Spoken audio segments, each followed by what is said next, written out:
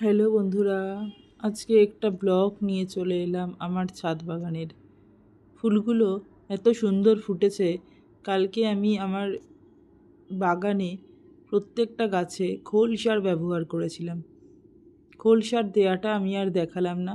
এটা বন্ধুরা জিনিয়া গাছ, আর এটা হচ্ছে, তোমরা সবাই জানো, এইটা হচ্ছে মালবেরি ফল, যে ফলটা টক মিষ্টি হয় এবং প্রচুর হয়েছে গাছে মালবেরি ফলটা। আর এটা হচ্ছে ঘণ্টা জবা। এই জবাটা দেখতে খুব সুন্দর এবং আমার প্রত্যেকটা গাছে খুব সুন্দর কড়ি এসছে। দুটো গাছ আছে। আর এটা হচ্ছে সাফ ফাঙ্গিসাইড। এটা মাসে একবার করে গাছে দিতে হয়, তাহলে গাছে কোনো কীট পোকামাকড় আসে না, তার থেকে গাছকে রক্ষা করে। সেই জন্য আমরা একবার করে ব্যবহার করি। আর আমার টগর ফুলের গাছটা দেখো, এত সুন্দর লাগছে। এই খোল সারটাই শুধু আমি টগর গাছে ব্যবহার করি। আর অপরাজিতা ফুলগুলো একটু দেখো বন্ধুরা, কীরকম লাগছে জানিও। এটা তো জবা ফুল বন্ধুরা, আর এটা হচ্ছে অলকানন্দা ফুল, আর তার সঙ্গে আছে জুঁই ফুল। জুঁই ফুলগুলো এখনও ফুল আসেনি, ওগুলোতেও খাবার দিয়েছি, খোল সারই ব্যবহার করেছি। প্রত্যেকটা গাছ যেন কথা বলছে। আর এটা আমার গাছের কামরাঙ্গা, খুব সুন্দর হয়েছে।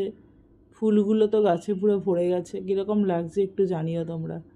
কামরাঙ্গা প্রচুর পরিমাণে হয়েছে। আর এটা তো একটা জবা বেগুনি কালারের, খুব সুন্দর ফোটে, প্রত্যেকটা রঙই ভীষণ সুন্দর। আর খোল সারটা দিলে গাছের বৃদ্ধি বিকাশটা খুব ভালো হয়। গাছের সব খাবারই এই খোল সারের মধ্যে দিয়ে পায়, তাই জন্য খোল সারটায় কোনো সাইড এফেক্ট থাকে না গাছের। এমনি অন্য কীটনাশক খাবার দিলে তার একটা সাইড এফেক্ট থাকে, কিন্তু খোল সার ব্যবহার করলে তার কোনো সাইড এফেক্ট থাকে না। খোল সারটা অবশ্যই ব্যবহার করা উচিত। আমি মাসে 2বার করে ব্যবহার করি এই খোল সারটা।